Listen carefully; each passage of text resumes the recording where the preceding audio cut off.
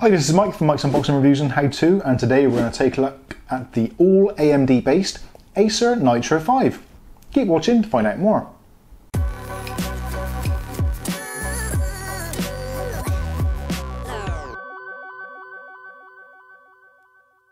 Okay, so today we're going to take a look at the Acer Nitro 5. Now there are a few versions of the Nitro 5 available on the market with either AMD and Radeon graphics or Intel and Nvidia graphics. So depending on which side of the fence you're on, there's one that will suit your particular preferences. This particular model is starting off with the AMD Ryzen 2500U processor, which is a 4-core 8-thread variant with a 15-watt TDP, and also has a base clock of 2 GHz, a turbo boost of 3.6, and an all-core boost of 3.2 GHz. The processor also has built-in Vega 8 graphics, so essentially this processor is almost the same as the desktop variant, the Ryzen 3 2200G, although on a much lesser wattage. So, onboard graphics, not too bad, but also in this package you also get a discrete graphics card in the form of the RX 560X 4GB model. Now in most pieces of software you can choose which one of these graphics cards you actually use, so if you're into preserving battery then you might want to select the Vega 8, or alternatively if you want all-out power then you can select the RX 560X. That is one of the great things about this laptop, you've got flexibility and you've got choice. Now rounding off some of the other specs, we've got 8GB of DDR4 2400, although that is all that is supported. You can put in faster RAM, but at present you can't actually reach those frequencies. There's a 128GB M.2 SSD installed and also a 1TB mechanical drive for storing your larger files, videos, pictures, game installations, that kind of thing. Now all that graphical horsepower isn't much use unless you've got a screen to back it up, which luckily in this version you have actually got a 15.6-inch IPS LCD screen. Now the viewing angles on this are actually pretty good. It's not the brightest of displays, but it certainly gets the job done, and during gameplay, as you can see on the screen already, actually looks really good. Now also, as part of your input setup, you've got a gamer style keyboard with highlighted keys which light up red, and also you've got the slightly more pronounced keys for the WASD for the gamers out there. Also you've got a pretty large trackpad which is slightly offset, which has got a slightly mushy feel to it, but actually the left click and right click are well separated, and the left click works pretty much everywhere on the touchpad apart from in the bottom right hand corner. Other I/O is a Gigabit Ethernet port on the left hand side, followed by a USB Type-C, a USB 3, and also a HDMI port. That's HDMI 2.0. So being this is aimed at gamers, if you want to take your gaming experience to a slightly bigger screen, if you've got another screen available, you can simply hook up your HDMI cable to your monitor and enjoy games on a larger screen.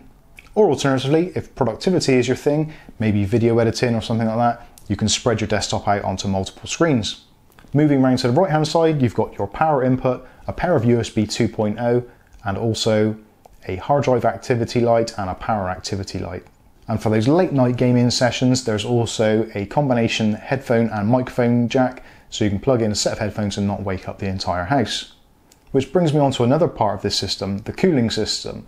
Now the cooling system in this is a really great setup. A triple heat pipe dual fan setup, which actually remains really quiet even under the most demanding of loads.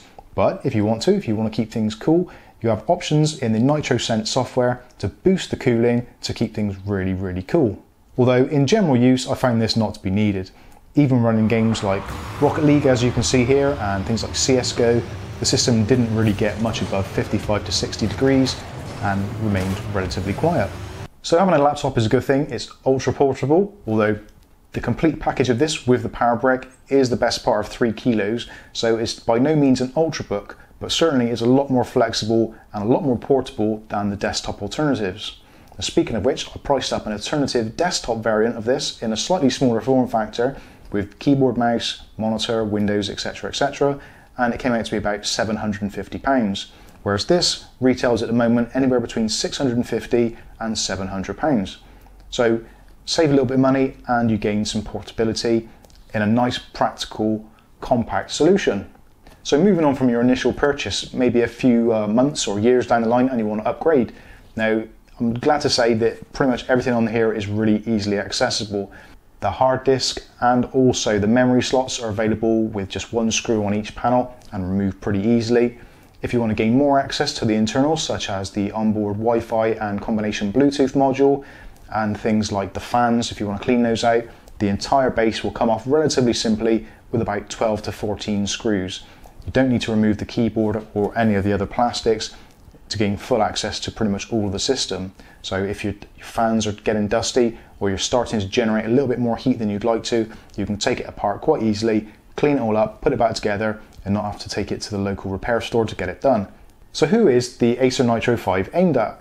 Now, at the price point of around £700 in the UK, you get an awful lot for your money.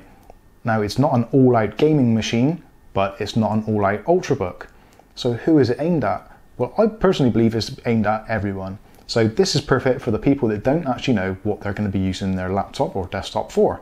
Whether you're going to be using it for answering emails and some casual gaming, maybe gaming is your thing and you're more orientated to that, but you can't afford these kind of 4-figure digit systems, then this is ideal.